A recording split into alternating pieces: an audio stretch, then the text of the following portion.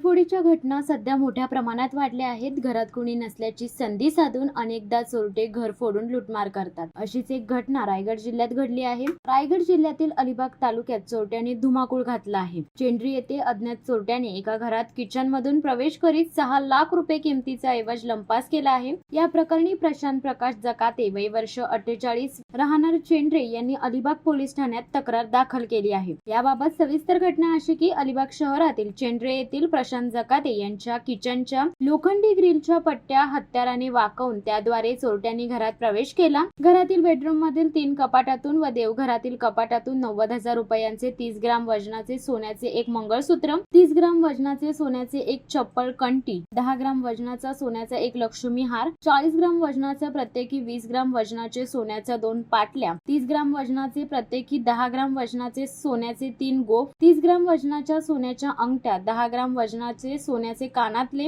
3 जोड, 10 ग्राम वजनाचे सोन्याचा एक नेकलेस, चांदीचे एक ताट, एक अष्टदळ, एक लोटी, 2 पेले, एक पानदान, 2 अत्तरदाणी, 2 छोट्या समई, एक मोठी समई, 5 वाट्या, एक छोटी तपकडी, एक अगरबत्तीचे घर, एक छोटा चमचा असे एकूण 6 लाख रुपये किमतीच्या ऐवजाची चोरी करून चोर लंपास झाला आहे। तालुक्यात अचानक घरफोडी झाल्याने नागरिकांमध्ये खळबळ उडाली आहे। या घटनेचा अधिक तपास अलिबाग पोलीस करीत आहेत।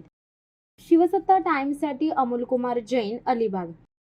दे धडक बेधडक वृत्त देणाऱ्या आपल्या शिवसत्ता टाइम्स न्यूज चॅनलला लाल बटन दाबून सबस्क्राईब करा आणि बेल आयकॉनला क्लिक करायला विसरू नका।